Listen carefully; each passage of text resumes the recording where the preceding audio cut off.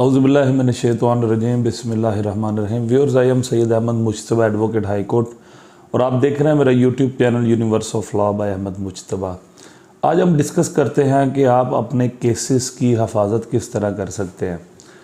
जब भी आपके साथ किसी भी किस्म का कोई ना कोई मसला हो जाए या कोई ना कोई ऐसा आपका राइट इन्फ्रिंज हो या कोई बंदा आपके राइट की वायलेशन करता है या फिर आपके साथ कोई क्राइम कमिट हो जाए, तो आप अल्टीमेट आप अपने उस मौक़िफ़ को साबित करने के लिए या उस राइट की इन्फ्रिंजमेंट को देखने के लिए आप अदालत का रुख करते हैं। कोर्ट ऑफ लॉ में जाके आप अपने उस राइट जो आपका इन्फ्रिंज हो रहा है या आपके राइट की वायलेशन हो रही है, तो उसको बचाने के लिए आप अदालत का रुख करते हैं। जब आप सब जानते हैं कि आप ये ख़ुद बाय सेल्फ नहीं कर सकते, आपको किसी ना किसी वकील की सर्विसेज की ज़रूरत होती है। जब आप वकील साहब के पास जाते हैं, आप अपना जाके सारा केस बयान करते हैं और केस बयान करने के बाद आपको पता चल जाता है, वकील साहब के साथ आपके मामला तय हो जाते हैं, तो आपका वो प्रोसीजर चल पड़ता है और अदालत में केस लग जाता है। दो से चार बातें अहम जो कि मैं आज आपसे शेयर करना चाहूँगा कि आप अगर ख़ुद पढ़े लिखे हैं माशाल्लाह, या अगर आप पढ़े लिखे नहीं भी हैं, तो दो चार चीज़ें होती हैं सिंपल सी, कि जब आपका अदालत में केस लग जाता है तो उसका जो रिकॉर्ड होता है वो अदालत में मौजूद जो पेशी लिस्ट है उसमें उसका रिकॉर्ड मौजूद होता है। जब भी कभी आप अगर ख़ुद से नहीं आ सकते अदालत में, तो कोशिश करें कि किसी बेटे को या दोस्त को या किसी रिश्तेदार की ड्यूटी लगा दें, या आपका वकील साहब के क्लर्क के साथ इतना अच्छा ताल्लुक़ जो है वो डेवलप हो जाए कि वो आपको हर पेशी पे अपडेट करता रहे कि आज अदालत में क्या हुआ था। अगर आपको नज़र आ रहा है कि आपको अपडेट नहीं किया जा रहा, तो आप ख़ुद अपडेट हों, मुतलका अदालत में जाएं, उसके अहलमत से बात करें। अब अदालत में कौन कौन से लोग मौजूद होते हैं? जो सबसे जो मेन जो प्रिजाइडिंग ऑफिसर होता है उनको हम जज साहब कहते हैं, जो कि आपके केसेस को सुनते हैं। इनके एक तरफ जो है वो रीडर बैठा होता है। रीडर का काम होता है टोटल फाइल्स को बाकायदा तौर पे पेशी लिस्ट के साथ अरेंज करना, और वो फाइल जो है वो कोर्ट के सामने यानी कि जज साहब के सामने प्रेजेंट करनी। इसके बाद जो दूसरी तरफ कंप्यूटर सेक्शन में बंदा बैठा होता है उसको हम स्टेनो कहते हैं। वो स्टेनो किसी अदालत का एक भी हो सकता है, किसी के दो भी हो सकते हैं। उसके बाद कोर्ट क्लर्क्स होते हैं, नैब कोर्ट्स होते हैं। ये सारे के सारे जो है ना, ये स्टाफ होता है अदालत का। आपका जो मेन कंसर्न होता है वो हमेशा रीडर के साथ होता है, जिसके पास आपकी फ़ाइलें पड़ी होती हैं। उसके बाद जब ये फ़ाइल उस डेट पेशी गुजर जाती है, उसके बाद ये फ़ाइल्स अहलमत के पास चली जाती हैं, जो कि दूसरी अदालत का रिकॉर्ड कीपर होता है। वो भी एक मखसूस बंदा होता है, उसी के पास ही वो फ़ाइल हमेशा जाएगी और वहाँ से वो कोर्ट में आएगी। अब आपका कंसर्न होता है सिर्फ रीडर के साथ। अब जब रीडर के पास जाके आप मुतलका पेशी पे जाते हैं, अगर आप मुतलका पेशी से हट के जाते हैं तो अदालत में भी आपके जो है वो पेशी लिस्ट मौजूद होती है, या फिर आप मूव कर जाते हैं टुवर्ड्स अहलमद के पास पेशी लिस्ट मौजूद होती है। आप अहलमद के पास जाएं, उसको कहे सर ये फ़लाँ नंबर की फ़ाइल है, ये उसका टाइटल है, फ़लाँ डेट को लगी हुई थी, काइंडली मुझे फ़ाइल दिखा दें। तो अहलमद जो है वो आपको फ़ाइल दिखा देगा, वो आपको फ़ाइल ढूंढ के फौरी आपके सामने रख देगा। आप उसकी पेशी लिस्ट उस फाइल को देखें और उसकी ऑर्डर शीट को देखें। ऑर्डर शीट जो होती है, ऑर्डर्स जो लिखे होते हैं वो उर्दू में लिखे होते हैं ज़्यादातर, जो जजेस हाथ से लिखते हैं और साथ में स्टैम्प कर देते हैं कि फ़लाँ पेशी पे क्या हुआ था, फ़लाँ पेशी पे क्या हुआ था। अगर आपको ऑर्डर समझ नहीं आ रही तो उसी अहलमत से रिक्वेस्ट करें, वो आपको ऑर्डर शीट की कॉपी करवा के दे देगा। यानी प्रोसीडिंग जो है ना वो आपकी उस केस से मुतल्लिक़ वो हमेशा ऑर्डर शीट बताएगी आपको। आपको कोई ज़रूरत नहीं होती कि आप बाकायदा तौर पे पूरी फ़ाइल को देखें, आप एक एक पेज को निकालें, एक एक पन्ने को निकालें। ये इसकी आपको कतअन ज़रूरत नहीं होती। पहले ये होता था, जो ऑर्डर शीट होती थी वो वाइट पेजेस पे होती थी, तो वो फाइल के साथ ही मिक्स हो जाती थी, पता ही नहीं चलता था कि ऑर्डर शीट कहाँ पे है।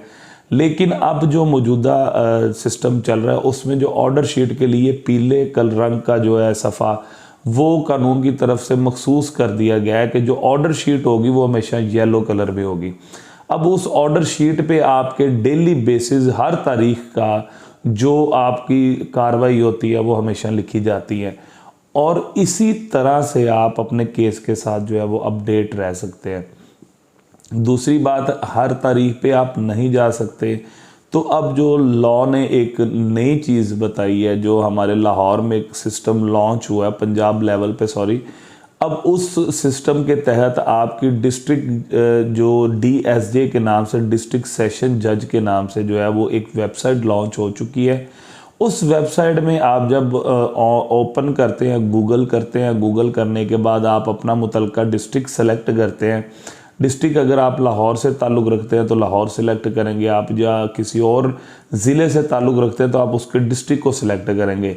उसमें तहसील्स का ऑप्शन नहीं है। जब आप डिस्ट्रिक्ट को सिलेक्ट कर लेते हैं तो उसमें तमाम ज़िले की जितनी तहसीलें हैं और जितने जजेस उस डिस्ट्रिक्ट के सेशन जज के अंडर काम कर रहे हैं, उनके तमाम का डाटा जो है वो नीचे आ जाएगा।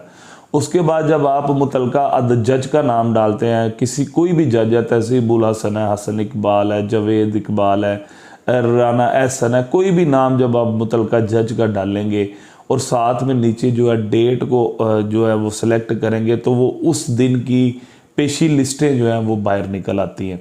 फिर जो सबसे अहम बात मैं आपको बताना चाहूँ, जब वो पेशी लिस्टें बाहर निकल आएंगी तो आप उसमें से अपना केस देख सकते हैं कि आपका जो है वो केस का क्या बना और कौन सी डेट उसमें हुई है। इसके लिए आपको ना अदालत जाने की ज़रूरत पड़ती है, ना बार बार क्लर्क को कॉल करने की ज़रूरत पड़ती है, ना ही वकील साहब को डिस्टर्ब करने की ज़रूरत पड़ती है। फिर जो मेन चीज़ है वो ये है कि उस केस का जो है वो बाकायदा तौर पे एक कंप्यूटराइज नंबर जो है वो मेंशन होता है। उस नंबर को आप अपने पास लिख लें, क्योंकि आपको तो अपने केस से ही कंसर्न है और कितने केसेस चल रहे हैं कि कौन कौन से कोर्ट्स में चल रहे हैं, उससे के साथ आपका कोई कंसर्न नहीं होता। जब वो आप केस का जो नंबर है वो ब्लू कलर में शो हो रहा होता है, जब आप लिस्ट को ओपन करते हैं तो वो जो केस नंबर है वो अपने पास रिकॉर्ड कर लें। आपका केस डे 1 से लेकर जब तक वो चलता रहेगा तो कंप्यूटराइज रिकॉर्ड में आप अपने केस को सिर्फ केस नंबर दे के ऊपर आपने डिस्ट्रिक्ट सेलेक्ट करना है और नीचे केस नंबर देना है, तो आप अपने उस केस नंबर से आप हर डेट के बारे में अपडेट रह सकते हैं। अब आ जाते हैं दूसरी तरफ कि जब कोई भी केस, इसकी ज़रूरत क्यों पेश आती है। हमारे मुआशरे में ये देखा जाता है कि जो जितना मुद्दई जो चुस्त होता है उतना ही वकील साहब चुस्त होते हैं, जितना मुद्दई विजिलेंट होता है उतने ही वकील साहब विजिलेंट रहते हैं, जो कि हर पेशी पे वकील साहब के साथ कोऑर्डिनेशन में होता है, हर पेशी पे कॉल करता है, हर पेशी पे वकील साहब से पूछता है अपने केस के बारे में। अगर उनसे नहीं पूछता तो क्लर्क के साथ अटैच होता है, अगर क्लर्क के साथ अटैच नहीं होता तो कुछ लोग होते हैं जो डायरेक्ट कोर्ट्स में आते हैं हर पेशी पे। तो आपको खुद विजिलेंट रहना अपने केस के मामले में, बिकॉज जो वकला हजरात होते हैं हमारे भाई हैं, उनके पास बर्डन होता है बहुत ज़्यादा केसेस का और उनके पास बंडल ऑफ केसेस होते हैं। तो वो जितने केसेस होते हैं उन्होंने सबको डील करना होता है। तो आप अपने केस के साथ खुद मुखलिस हो के वकील साहब के साथ खुद इंटरेक्शन में रहें और उनके साथ खुद कनेक्ट रहें, और जैसे ही आपकी तारीख आती है तो एक दिन पहले कॉल करके उनसे पूछें और फिर बाद में अगर आपकी ज़रूरत है तो आप अदालत में भी हाजिर हों। उससे ये होता है कि आप अपने केस के बारे में एक तो मुतमईन रहते हैं कि अदालत में क्या कार्रवाई चली थी। अगर कोई मिसाल के तौर पे आपका केस जो है वो किसी बहस पे चल रहा है, किसी एप्लीकेशन पे आपका केस गवाहान के बयानात रिकॉर्ड करने पे चल रहा है या आपका क्रॉस एग्जामिनेशन पे चल रहा है, तो ये जितनी भी चीज़ें हैं ये आपके सामने हो रही होंगी, इसलिए आप ज़्यादा मुतमिन रहेंगे और मुतमिन रहने से आप ना तो ज़्यादा वकील साहब को तंग करेंगे और ना ही आप अपने जो है वो क्लर्क को तंग करेंगे। इससे ये फ़ायदा होता है कि जब आप खुद अपडेट रहते हैं तो कभी आपके साथ ऐसा नहीं होता कि आपका केस डिसमिस हो गया और आपको पता ना चले, क्योंकि जैसे मैंने पहले कहा कि बाज़ वकला हज़रात, बाज़ जो लोग होते हैं वो ये क्या करते हैं कि वकील साहब के पास आए, अपनी फ़ाइल दी, उनको फ़ीस पकड़ाई और उसके बाद गायब हो गया, अल्लाह खैर सल्ला। पता तब चलता है कि जब आप 6 महीने 8 महीने रब्ता ही नहीं करते वकील साहब के साथ, 10 महीने रब्ता नहीं करते, वो आपको कॉल्स करते हैं, भैया आपका केस ही होने लगा है और सर जी तुसी खुद देख लो, हम नहीं आ सकते।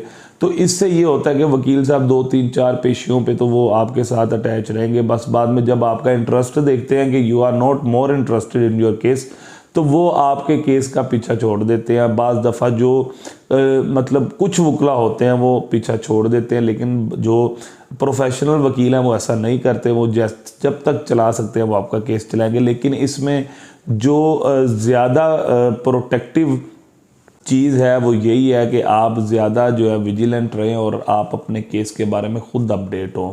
क्यों? क्योंकि जितना आप विजिलेंट रहेंगे आपके वकील साहब भी उतना ही विजिलेंट रहेंगे।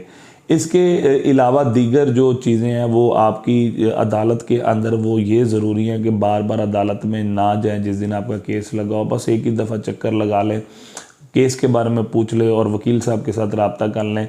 वकील साहब आपको ख़ुद बता देंगे कि आपकी ज़रूरत है या नहीं है, और अगर आपकी ज़रूरत नहीं है तो जस्ट अटेंडेंस करवा के आप अपने कामों के लिए जा सकते हैं। क्योंकि सिविल केसेस और क्रिमिनल केसेस का ज़मीन आसमान का फ़र्क होता है। कुछ क्रिमिनल केसेस होते हैं जिसमें आपकी ज़रूरत मौके एट द सपोर्ट होती है कि आपको टाइमिंग के साथ आप चलते हैं, यानी कि जैसे प्री अरेस्ट बेल्स होगी उसमें आपका टाइम पे पहुंचना ज़रूरी है। इसके अलावा अगर आपके ख़िलाफ़ कोई चलान चल रहा है, 173 की रिपोर्ट जो है वो किसी मजिस्ट्रेट के पास या सेशन जज के पास चल रही है, तब आपका टाइम पे पहुंचना मुलजिम का ज़रूरी होता है। बाकी जो हमारे क्रिमिनल सिविल केसेस है इनमें कोई टाइम के साथ आप ना भी पहुंचे तो आपके केस का नुकसान नहीं होता। और सबसे ज़रूरी ये बात है कि जब आप अदालत में पहुंच जाते हैं तो उस केस को आप अपने सर पे सवार ना करें। ना ये समझें कि अदालत के पास जो 170 केसेस लगे हैं उसमें आपका केस ही सबसे इम्पोर्टेंट है। आपसे भी ज़्यादा केसेस इम्पोर्टेंट होते हैं और इसीलिए थोड़ी सी स्पेस दें इस मामले में कि आप अदालत में आएँ ज़रूर, लेकिन अदालत को सर पे ना उठाएं, ना बार बार अमले को तंग करें, ना ही जज साहब को तंग करें। जो आपकी कार्रवाई है वो आपके वकील साहब के ज़रिए ही अदालत में प्रेजेंट हो, क्योंकि जो वकील हजरात हैं वो आपके केस को बेहतर तौर पे और बात को बेहतर कन्वे कर सकते हैं। उस लेवल पे आप कन्वे नहीं कर सकते और ना ही अदालत की बात आप जो है वो ज़्यादा बेहतर समझ सकते हैं। तो ये थी नॉर्मल सी चीज़ें जो मैं आपके साथ डिस्कस करना चाह रहा था। इंशाल्लाह आप अपनी अगली वीडियोस में मज़ीद जुडिशल सिस्टम के बारे में हम डिस्कस करेंगे। हमारे पाकिस्तान का जुडिशल सिस्टम जो है इस टाइम किस लेवल पे जा रहा है और उसके अंदर कौन कौन सी गिरावट मौजूद है और उसको किस किस तरीके से जो है वो ठीक किया जा सकता है। इसी तरह मेरा चैनल देखते रहिएगा। इंशाल्लाह अगली वीडियोज़ में मज़ीद डिस्कस करेंगे। Thank you so much. अल्लाह हाफिज़।